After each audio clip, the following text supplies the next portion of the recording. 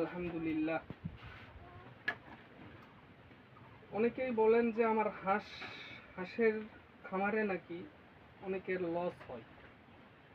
তো আপনারা সবাই অবগত আছেন যে আমি হাঁস 180 পিস আমার হাঁস আছে। এই 180 পিস হাঁসের মধ্যে কতগুলো হাঁস আমার ডিম পারে আমি একজন নতুন খামারি হিসাবে। তো দেখেন আপনারা, আমি আজকে ডিম নিয়ে আসছিলাম 240 পিস।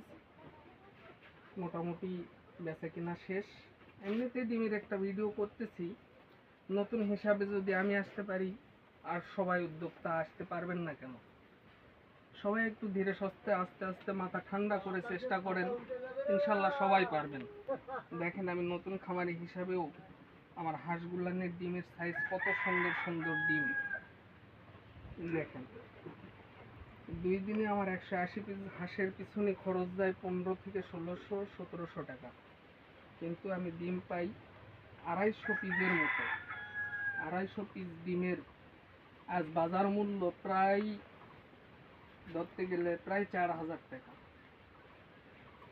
কে বলে হাঁস খামারে লস হয়? হাঁস খামার লস প্রজেক্ট না, আসলে যদি করতে বা বুঝে শুনে করা যদি যায়, ইনশাল্লাহ হাঁস খামারে কোনো লস আসে না বা আসবেও না।